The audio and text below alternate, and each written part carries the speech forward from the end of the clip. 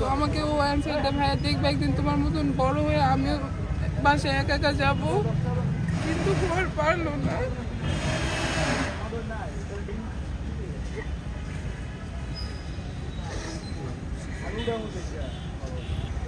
আসলে হচ্ছে আমি এখানের স্টুডেন্ট, হচ্ছে ক্লাস 9-এ পড়ি। হচ্ছে আমার ফ্রেন্ডস বলতে হচ্ছে আমার ছোটো ছোটো ভাই বোন ওরা মারা গেছে, তো ওদের জন্য ওদেরকে প্রতিদিন দেখতাম। তো হচ্ছে ওদের স্মৃতিগুলো এখনও চোখে ভাসে, যে হচ্ছে ওরা খেলা করতো আমাদের স্কুলের, ওদের বিল্ডিংয়ের সামনে হচ্ছে দোলনা ছিল, তো ওইখানে ওরা দোলনা নিয়ে ঝগড়া করতো, দৌড়াদৌড়ি করতো। তো এইগুলো স্মৃতি আসলে মনে পড়লে না অনেক খারাপ লাগে। আজকে হচ্ছে 3 দিন চলে প্রায়, তো হচ্ছে আমার 3 দিন ধরে রাতে কোনো ঘুম হয় না, খাইতে পারি না, মানে শুধু সারাদিন ওই স্মৃতিগুলোই চোখের সামনে আসে, যে হচ্ছে ওরা কীভাবে চিৎকার করতেছিল মা মা বলে ডাক, মানে বাঁচার জন্য, মার কাছে যাওয়ার জন্য, মা বাঁচাও করে ওরা চিৎকার করতেছিল। তো এখনও হচ্ছে আমার কানে এগুলো বাজে, আমি ভাতের প্লেট নিয়ে বসলে শুধু ওই স্মৃতিগুলো হচ্ছে আমার মানে সামনে চলে আসে। তো পেটে এত খিদা, কিন্তু আমার গলা দিয়ে হচ্ছে এখনো ভাত নামে না, ওদের কথা শুধু মনে পড়ে।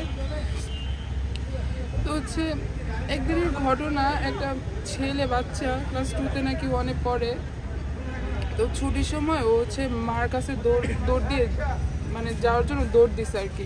তো আমি ওই দিক থেকে বিল্ডিং থেকে বের হয়েছি, তো হচ্ছে আমার সাথে ও ধাক্কা লেগে পড়ে যেতে গেছিলো, আমি ওকে ধরে ফেলি।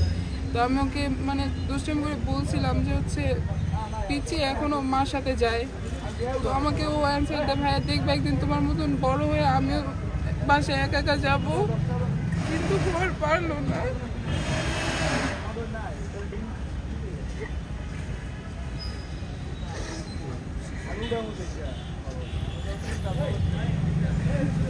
আমি যখন এই ঘটনাটা হয় তখন আসলে আমি এখানে ছিলাম না, আমি পরে আসি। তখনও হচ্ছে মাঠের মধ্যে যারা লাইনে দাঁড়ায় ছিল বাসা যাওয়ার জন্য, তো ওরা ছিটে মানে একদম মাঠে পড়েছিল, একজনের হাত নাই পা নাই, 2 ভাগ হয়ে ওরা পড়েছিল। মানে এইসব দেখার পরে একটা সুস্থ মানুষও সাথে সাথে অসুস্থ হয়ে যাবে। আর আজকে 3 দিন আমার ফ্যামিলিতে এখনও বাবা মা আমাকে নিয়ে টেনশন করছে যে ও কেন গেছিল, যে ও এখন এগুলো দেখে ও নিজে অসুস্থ হয়ে যাচ্ছে। তা আসলে তখন এই ঘটনা দেখে নিজেকে ঘরে বন্দি করে রাখতে পারি নাই, ছুটে চলে আসছি দেখার জন্য, যদি কোনো হেল্প করতে পারি তার জন্য আমি ছুটে চলে আসি, যে আমার ছোটো ছোটো ভাই আজকে আমি ওইখানে থাকতে পারতাম।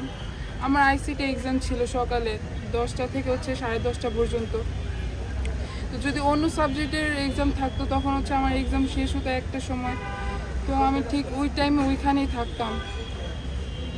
তো হচ্ছে আমার আর কিছু বলার নাই, শুধু একটুকে বলবো যে যারা হচ্ছে মারা গেছে ওরা যেন জান্নাতবাসী হয়, আর যারা হচ্ছে এখনো হসপিটালে আছে ওদের জন্য সবাই দোয়া করবেন।